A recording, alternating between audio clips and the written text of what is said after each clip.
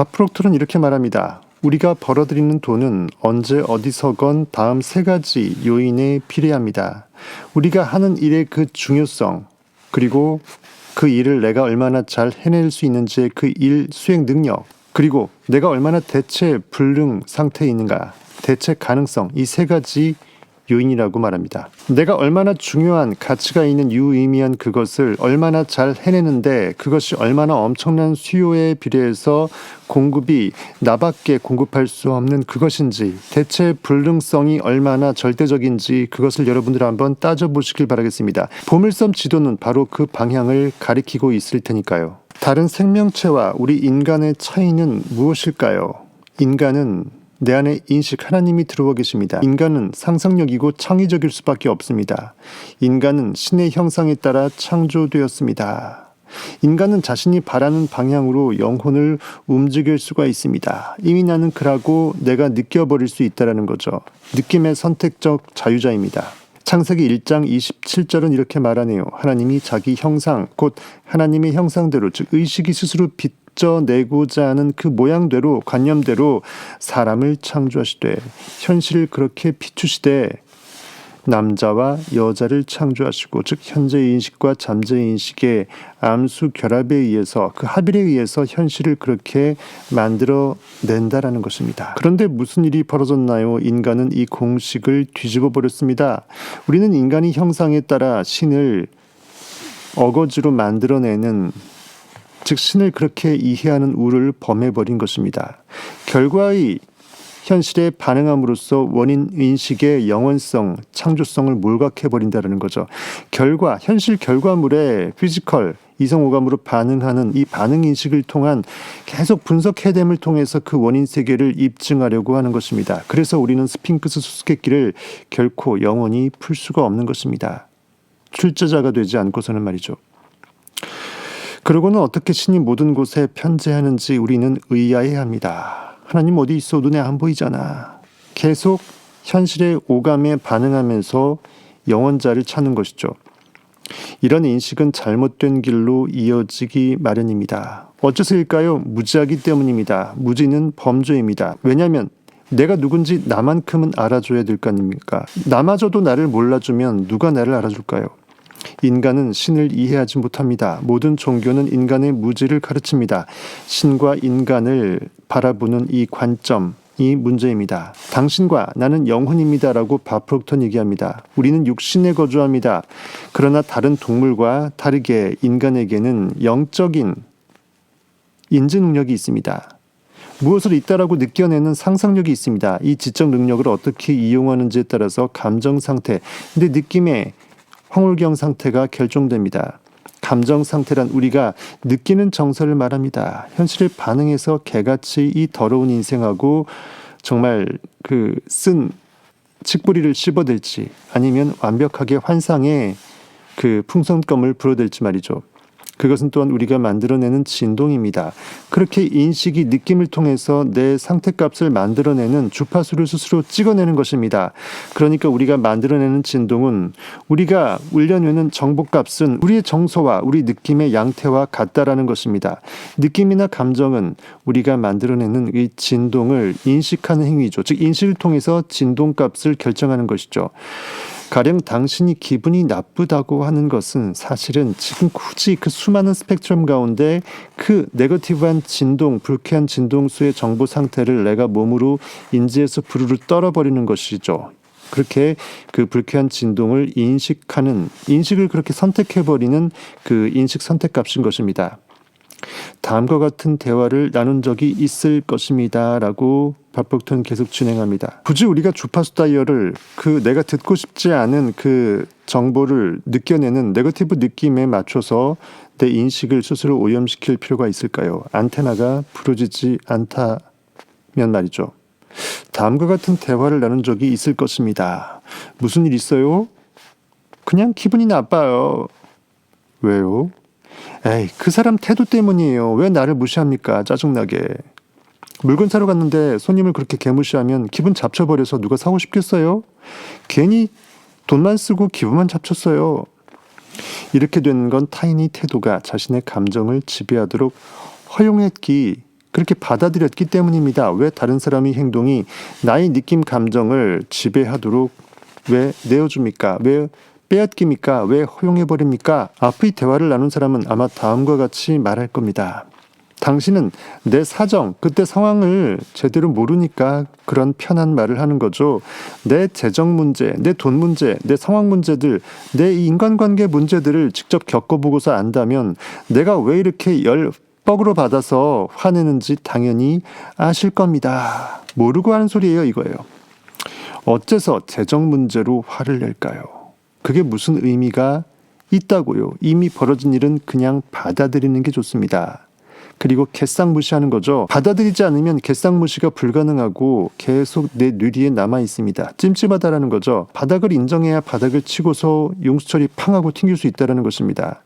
제대로 짜부가 돼야 용수철은 비로소 용수철 역할을 하는 거예요. 다시 말하지만 상황을 제어하든 아니면 상황에 끌려다니든 오직 선택지는 여러분 지금 이 순간의 느낌 가운데 있습니다. 둘 중 하나입니다. 원인을 바꿀지 아니면 결과에 휘둘려 매몰될지를 선택하라. 여기서 알아둘 사실이 있습니다. 우리 주변에는 자기개발에 그토록 힘쓰는 사람이 많습니다. 자기개발 유튜브 채널도 엄청 많고요. 그 수많은 자기개발서를 읽고 세미나에도 참석해보지만 실제로 그 사람들의 삶에는 별로 변화가 일어나지 않는 걸 볼 것입니다. 라고 바프록턴 얘기합니다. 삶의 변화가 일어나지 않는 이렇게 현실에 어리둥절하고 답답해하는 사람들은 얼마나 많은가요? 솔직히 말해봅시다. 당신도 혹 그런 경험을 하지 않았나요? 제가 이렇게 묻는 건 이 사실을 인정하는 게 먼저 첫 단계이기 때문입니다. 나폴레온 힐은 생각하라 그리고 부자가 되어라에서 이렇게 말했습니다. 만약 근면과 정직만이 쇠빠지기 일의 양과 시간만 늘리고 마는 것이 표면적인 근면과 표면적인 정직성만이 부를 이루는 길, 시크릿이라고 믿는다면 그 생각을 당장 버려야 한다. 그것은 사실이 아니다. 막대한 부는 결코 성실해서 일한다고 해서 얻어지는 결과물이 아니다. 부는 막연한 소망이 아니라 명확한 요구 아래 원칙을 충실하게 따를 때 인과응보로 당근당근하고 발생하는 결과물이다. 우연이나 요행으로 얻는 결과가 아니다. 즉 법칙의 필연적 산물이 부라는 거예요. 내가 법칙을 따를 때, 진리를 따를 때 진리가 나를 자유케 하고 그 자유 가운데서는 부와 풍요가 기본적으로 전제될 수밖에 없다는 것입니다. 사람으로서는 불가하되 하나님으로서는 가능하다라고 성경 마태복음 19장 26절에서는 말하고 있습니다. 제자들이 듣고 몹시 놀라 이르되 그렇다면 누가 구원을 얻을 수 있으리까? 예수께서 그들을 보시며 이르시되 내 안에 진리는 깨어나서 알려줍니다. 사람으로는 할 수 없으나 결과자로는 그 무엇을 바꿀 수 없으나 하나님으로서는 원인의 인식 행위로는 다 하실 수 있느니라. 그렇다면 누구에게 부를 요구해야 할까요? 신에게 요구할 건가요? 아니면 다른 누군가에게? 신은 내 안의 인식입니다. 바프록토는 그것까진 얘기해주지 않네요. 앞에서 인용한 문장에 따르면 부는 막연한 소망이 아니라 명확한 요구 아래 원칙을 충실하게 따를 때 발생한다. 이미 나는 그라고 내가 원하는 액수를 특정해갖고 느껴버리는 것이라는 거죠. 세상에 내 명령권을 발동하는 것입니다. 우연이나 유행으로 얻는 결과가 아니다. 명확하게 요구하고 구체적으로 목표를 정할 사람은 바로 여러분 자신입니다. 부자가 되려는 욕구를 갖고 자기 자신에게 명확하게 요구해야 합니다. 특정해야 됩니다. 하나님은 내 영혼이 확정되었고 확정되었사오니 이 확정성이 내 인식의 확정성이 현실을 그렇게 이끄는 것입니다. 그리고 부의 원리에 따라 일해야 됩니다. 사람들은 부의 원리를 대수롭지 않게 여기며 무시하곤 하지만 우주에는 엄연히 보상의 법칙이 존재합니다. 인과응보라는 거죠. 저는 세미나를 열 때마다 사람들에게 미식 축구 감독 돈 슐라가 한 말이 적힌 카드를 나눠줍니다. 이 카드에는 이런 말이 적혀 있습니다. 사람들은 대부분 시작이라는 장애물을 넘어서지 못한다. 시작 버튼을 누르기 위해 엄청나게 망설이고 준비라는 완벽함이라는 명분 하에서 나의 지금 이 순간의 느낌의 상상력을 쓰레기통에 버리는 거죠. 그래서 우리 속담이 시작이 반이다라고 있습니다. 나머지 반은 시작 이후에, 스타트 이후에 자동적으로 채워진다라는 거죠. 믿음으로 끌어올리기 위해서는 자기가 먼저 들이대줘야 되는 것입니다. 그래서 성경 보면 안드레가 예수한테 먼저 인사를 하고 나중에 베드로를 데리고 와서 인사를 시킵니다. 여러분이 용기가 한번 분출이 될 때 끈적끈적한 느낌의 욕망에 대한 황홀한 믿음은 불타오를 수 있다는 거죠. 이건 어려운 우주 과학이 아닙니다. 그저 자기 자신에게 솔직해지면 됩니다. 사람들은 대부분 자신에게 요구하지 않습니다. 내가 무엇을 원하는지 느끼려고 하지도 않아요. 하지만 당신은 구체적으로 자신에게 요구해야만 합니다. 아이, 로또 맞으면 좋지. 그건 요구하는 게 아닙니다. 아울러 부의 원리를 실천해야 합니다. 보상의 법칙은 명확합니다. 우리가 벌어들이는 돈은 언제 어디서건 다음 세 가지 요인에 비례합니다. 우리가 하는 일의 중요성, 내가 머금는 그것의 유의미성, 얼마나 많은 사람들한테 큰 이익을 끼치는가, 그것이 완벽하게 니즈를 만들죠. 그 일을 해내는 능력, 그것을 얼마만큼 미션 클리어할 것인가, 그리고 이것이 나 아니고서는 불가능할 정도의 대체 가능성이 있는가. 제가 운영하는 프록터 갤러거 인스티튜트의 강연은 세계적으로 수요가 매우 높습니다. 지금 제 지갑에는 $40가 있군요. $40뿐. 이지만 당신이 저를 비행기에 태워 세계 어디로 보내도 괜찮습니다. 어딜 가더라도 세계 어디에서도 나를 위한 강연의 멍석은 깔아질 수밖에 없다라는 거죠. 장담컨대 저는 비행기에서 내리자마자 이 돈을 갑절로 불릴 수가 있습니다. 제 강연이 세계 어느 곳에서건 수요가 있다라는 사실을 나는 알고 있기 때문이죠. 즉 안다라는 것이 얼마나 큰 힘인지요.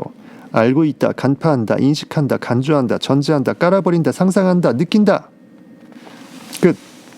상하이를 방문했을 때 저를 초청한 기관은 진행요원 20여 명을 보내 청중이 지나치게 접근하지 않도록 저와 일행을 경호했습니다. 청중은 그들이 원하는 것이 제게 있다는 사실을 알았지요. 그래서 제게 가까이 다가올수록 그것을 얻을 수 있으리라 생각한 게 아닐까 합니다. 물리적인 이 지근거리가 마치 보물을 캐낼 수 있다라는 이 현실에 매몰된 사람들의 인식이죠.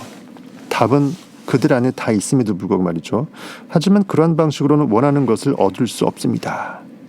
예수 옷깃을 스쳐 만진 것을 통해서 12해 동안 혈우병을 앓았던 여인이 낫게 된 그 성경 이야기는 형이상학적인 것입니다. 내 상상력의 인식의 옷깃을 만진 거예요. 사실 그 사람들은 모두 이미 원하는 것을 가지고 있었습니다. 사람들이 제 가르침을 얼마나 이해했는지는 그들이 거둔 성과, 결과에서 그대로 드러납니다. 결과가 원인을 말합니다. 성과가 없는 사람들은 보상의 법칙을 스스로 거역하고 있기 때문입니다. 핑계 없는 무덤은 없죠. 나름의 이유를 대겠지만 그건 진짜 이유가 될 수 없습니다. 보상의 법칙을 이해하지 못하고 있는 게 문제입니다. 안타깝지만 대다수가 자신의 무지를 깨닫지 못하고 있습니다. 무지한 자는 스스로 무엇에 무지한지 알 수가 없습니다. 그래서 우리는 내가 무지한지를 알고서 더 의식을 깨워야 되는 것이죠. 사람들이 알고 싶어하는 중요한 사실을 가르쳐드리겠습니다라고 바프록턴 얘기합니다. 우리가 버는 돈의 액수는 우리가 하는 일이 얼마나 중요한지와 수요에 비례합니다. 즉 중요성에 수요가 꼽혀지는 거죠. 가중치가 그 수요에 꼽혀지는 것입니다. 저는 사업을 시작할 때 이 법칙을 몰랐습니다. 보상의 법칙 때문에 이 사업에 뛰어든 게 아니었으니까요. 그저 그 일이 너무 좋아서 시작했습니다. 사람들을 변화시키고 그들이 으쌰으쌰 힘을 낼 수 있도록 해서 그들이 꿈을 이루도록 내가 도울 수 있다는 것 자체가 나한테는 판타스틱한 환상의 전율이죠. 저는 아직도 허기를 느낍니다. 아직 저는 더 배가 고픕니다. 얼라이팅게일의 이야기를 처음 들은 그날부터 오늘까지 저는 간절히 바라고 또 바랐습니다. 제가 벌 수 있는 금액에는 결코 한계가 없습니다. 소득을 늘리는 유일한 방법은 이 법칙을 더 깊이 이해하는 것뿐입니다. 더 실천하는 것뿐입니다. 마케팅 비법이 중요한 게 아닙니다. 이 법칙을 얼마나 이해했는지가 중요할 뿐이죠. 이해가 부족하면 많은 돈을 벌기 힘듭니다. 솔로몬 왕도 이렇게 말했습니다. 내가 얻은 모든 것을 가지고 명철을 얻을지니라. 솔로몬이 썼다고 하는 그 잠언서 4장 7절에 보면 지혜가 제일이니 지혜를 얻으라. 성경은 여호와를 경외함이 지혜의 근본이라고 돼 있죠. 내 존재 인식을 신으로 숭앙하라는 겁니다. 지혜가 제일이니 지혜를 얻으라. 나 자신을 알라 이거죠. 내가 얻은 모든 것을 가지고 명철을 얻을지니라. 명철을 얻을 길은 오직 하나뿐입니다. 공부하고 배워야만 합니다. 참 진리가 이거라고 느껴지면 모든 것을 몰빵시키라는 거죠. 다른 길은 없습니다. 배우는 방법에는 여러 형태가 있지만 바뀌지 않는 것은 시간이 걸린다라는 것입니다. 반드시 시간을 내어 배워야만 합니다. 지식은 온 우주에 편재합니다. 상상력의 결과물들은 원래 있던 것들이 상상으로 보여질 뿐 원래 있었던 것입니다. 모든 지식은 모든 곳에 존재했고 앞으로도 존재할 것입니다. 모든 것을 인식은 양자 에너지장은 다 알고 있어요. 전지한 의식, 하나님, 생각 에너지, 사랑 에너지 안에 다 있다라는 거죠. 컴퓨터는 언제나 세상에 존재했습니다. 스티브 잡스나 빌 게이츠와 함께 세상에 나타난 것이 아닙니다. 그가 없는 것을 뚝딱 있게 만든 게 아니라 원래 있던 게 비춰졌을 뿐이라는 거죠. 우리가 존재를 알아차리지 못했던 것뿐입니다. 에디슨은 공기 중에 마법이 존재한다는 사실을 알았습니다. 그 마법을 실생활에 이용할 수 있다는 사실을 알아차린 것뿐이죠. 결국은 발견입니다. 해 아래 새 것이 없습니다. 인식의 세계에 완벽한 것이 다 있고 그것이 복제돼서 나올 뿐입니다. 나이아가라 폭포는 멀고 먼 옛날부터 존재해 왔습니다. 하지만 수력 발전에 성공한 것은 폭포의 위치 에너지를 이용하는 방법을 알아차린 뒤였습니다. 법칙을 이해하면 상상 속에만 있던 것, 때로는 상상조차 할 수 없었던 것들이 이루어지는 것입니다. 제 세미나에 거듭 찾아오는 사람들이 있습니다. 법칙을 이해하고 내 삶에 적용하려면 계속해서 함양하고 배워나가야 하기 때문이죠. 성타 패밀리, 성타 주민, 고액의 대가를 지불하고 거기서 그것도 모자라서 별도의 계좌 후원까지 마다하지 않는 그 많은 분들이 왜 멤버십으로 정주행하면서 라이브를 사모할까요? 알매는 종착지가 없습니다. 미켈란젤로는 87세에 이렇게 말했다고 합니다. 나는 아직 배운다. 우리는 배움을 계속해야만 합니다. 진정한 알미란 무엇인가요? 스스로 내가 무한 상상력임을 인식하고 알아차림이 있습니다. 그러기 위해서 현실에 있는 보이지 않는 작은 소망도 큰 소망도 한번 믿음으로 느껴보고 이루어내야만 내가 무한 상상력임을 언젠간 부활로 깨닫게 된다는 거죠. 무한자에겐 이처럼 한계, 종착역이란 결코 존재할 수 없습니다. 은하철도 999, 진리철도 999는 무한으로 계속 끝없이 멈추지 않고 가야만 하는 것입니다. 우리 사회의 교육 시스템은 불완전합니다. 중요한 것을 놓치고 있지요. 제가 이렇게 말하는 이유는 전체 소득의 97%를 인구의 겨우 3%가 독점하고 있기 때문입니다. 어마어마하죠. 이건 뭔가 단단히 잘못됐다라는 증거입니다. 상황이 이러니 사람들이 저를 찾아올 수밖에요. 파프록도 저의 교육 철학은 확고합니다. 심플합니다. 영적 지식을 배제한 교육은 결코 불완전을 면할 수 없다. 영적 지식을 배우지 못한다면, 즉 성경 형인상학 진리를 깨어나지 못한다면 결코 진리 가운데 자유할 수 없다. 하나님을 알지 못함이 모든 죄의 근원이라는 거죠. 왜? 그가 나였기 때문이죠. 내가 나를 모르고서야, 영원히 숙제를 못 풀고서야 나는 나를 끝까지 모르고 죽는 것입니다. 현실 종교를 가르치려는 게 아닙니다. 제겐 종교를 가르칠 자격이 없어요. 하지만 우리 삶의 영적 측면에 관해서는 중요한 사실을 알고 있습니다. 우리의 본질은 영혼에 있다라는 것입니다. 무소부지한 의식에게 있다라는 거죠. 영혼은 언제나 성장하기를 바랍니다. 소멸하기를 원하는 영혼은 결코 없습니다. 생명체는 언제나 자가증폭 성장합니다. 당신 안에 있는 자아는 언제나 성장하기를 염원하고 있습니다. 인간은 언제나 무엇을 하든 더 잘하고 싶어합니다. 달리기 선수라면 더 빠르게 달리고 싶어할 거예요. 가수라면 노래를 더 잘 부르고 싶어하겠죠. 영업사원이라면 더 많이 판매하고 싶어할 것입니다. 성장하고 확장하려는 것은 내 인식에 스스로 야곱의 사닥다리 무한 하늘로 승천하고자 하는 영적 본능일 것입니다. 보상의 법칙 중 두 번째에 따르면 우리 소득은 업무 수행 능력, 얼마나 미션 클리어, 깔끔하게 고급스럽게 클리어해내느냐에 정비례합니다. 저는 지금 하는 일에 능숙하지만 더 발전할 수 있으며 더 나은 결과를 얻을 수 있음을 압니다. 그리고 제가 이 일을 잘하기에 대체 가능성이 낮은 편입니다. 이는 보상의 법칙 중에서 세 번째에 해당합니다.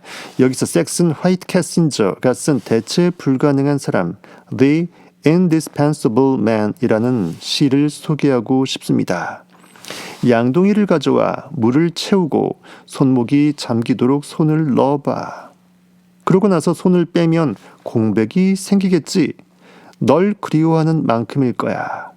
세차게 물을 튀겨도 되고 물을 마구 휘저어도 돼.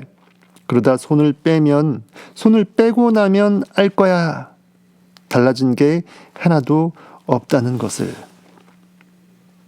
내 의식의 세계는 써도 마르지 않는 셈이었음을 간파하게 된다는 거죠. 이 시를 인용한 것은 앞에서 저는 대체 가능성이 낮다고 했지만 그런 저 역시 대체 불가능하지는 않다는 것을 강조하기 위해서입니다. 세상에 대체하지 못할 사람은 없습니다. 인간 누구에게나 그 안에 진리가 있기 때문이죠. 세상에 대체하지 못할 사람은 없습니다. 그래서 저는 여러분에게 마중물입니다. 저는 저에게 진리일 뿐 여러분 안에 이미 진리가 있다라고 제가 항상 말하는 것이죠. 성타를 완벽하게 멤버십을 졸업하게 되면 언젠간 여러분은 스스로 성경을 해독하면서 내 안에 있는 진리의 물을 직접 길어먹을 때가 온다라는 거죠. 누구도 나를 대체하지 못하리라고 생각해서 오만해지면 큰 코 다칩니다. 결국은 악덕 교조밖에 안 된다는 거죠. 잘못된 길에 들어섰기 때문이죠. 참 진리자는 그 진리가 모든 이들 각자의 내부에 다 완벽히 이미 영존함을 알아차리고 있기 때문이죠. 그 안에 있는 의식이 나와 분리가 불가능한 절대 영존하신 하나님이라는 것. The oneness of God. 법칙 신의 일체성을 내가 느끼기 때문에 누군가를 내가 하대하거나 무시할 수 없다는 것입니다. 다음은 꼭 기억해야 할 기본 원리입니다. 힘이 어디로부터 나오는지에 관한 겁니다. 힘은 우리 자아를 규정하는 영적 본질에서 나옵니다. 너는 나를 누구라고 보느냐? 주는 그리스도시요 살아계신 하나님의 아들이시니이다. 바이너 시모나 내가 참 잘하였도다. 힘의 근원이 어디인지 알고 더 깊이 공부함으로써 자신을 더 나은 도구로 쓸 수 있다면 에너지가 자유롭게 흘러나와 성과가 반드시 향상됩니다. 자신이 하는 일에 더 능숙해지는 법을 배워야 합니다. 나폴레온 힐의 말을 들어봅시다. 기회를 찾아 멀리 돌아다니지 말고 지금 있는 곳에서 기회를 붙잡으라. 이미 내 안에 지금 이 순간 다 있다. 찾아보라. 내가 뭘 원하는지 뭘 잘하는지. 그 무엇이 정말 가중치 극상에 유익한 일인지 해야 할 일은 명확합니다. 일단 당신이 하는 일이 시장에서 수요가 많고 또 당신이 유능해서 대체할 사람이 별로 없다면 수행 능력을 향상하는 것이 나머지 성공 마침표 비결이겠죠. 그러니까 보상의 법칙에서 당신이 집중할 사안은 결국 두 번째, 수행 능력입니다. 수행 능력을 계속 향상시켜야 합니다. 자신의 역량을 개선하는 일에는 마침표가 없습니다. 끝이 없습니다. 인간의 능력은 근원적으로 한계가 없습니다. 저는 이 사실을 매일 목격합니다. 가장 극명하고 대표적인 사례가 바로 스포츠입니다. 보세요. 인간은 기록을 경신하고 또 경신하지 않습니까? 기록은 깨라고 있는 거죠. 오랫동안 사람은 1마일, 약 1600m 이 거리 1마일을 4분대 벽을 딱 막아서고서 스스로 깨지 못하고 있는 믿음이 있었습니다. 야생동물에게 쫓기는 상황을 연출해 보아도 사자가 호랑이가 뒤에서 잡아먹는 거죠. 4분의 벽을 넘지 못했죠. 영국의 달리기 선수 로저 베니스터는 주행거리를 작은 단위로 나누어 훈련하면서 한계에 도전했습니다. 그리고 마침내 인류 최초로 4분대 벽을 돌파했습니다. 우와, 브라보. 그런데 한 달 만에 다른 사람이 그 기록을 다시 경신했습니다. 쟤도 되면 나도 되네. 결국은 제가 되기 전에 나는 될 수 있었더라고 생각했으면 그가 애초에 처음 경신을 했겠죠. 오늘날에는 마라톤 대회 참가자들만 봐도 알겠지만 1마일을 4분대에 돌파하는 선수가 부지기수입니다. 몇십 년 전만 해도 인간이 이러한 속도로 달린다는 것은 상상도 하지 못한 일이었습니다. 즉, 할 수 있다라는 생각 느낌이 할 수 있게 만들고 기록을 깨버리는 것이죠. 이번 시간은 밥 프록터의 부란 무엇인가에서 정말 내 안에 부의 법칙을 그대로 내가 길어 먹어서 그대로 나를 빼박으로 법칙 자체로 인생에 넣어서 그렇게 살아버릴 때 내가 비로소 원하던 그 모든 성공과 부, 명예와 나의 욕망은 완벽하게 해결이 되고 비로소 나는 내가 바로 그였음을 깨닫게 되는 넘사벽의 영적 부활로 넘어갈 수 있게 될 것이다 라는 그 진리를 함께 묵상해 볼 수 있는 시간이었습니다. 감사합니다. 지금까지 여러분의 성공학 1타 강사였습니다.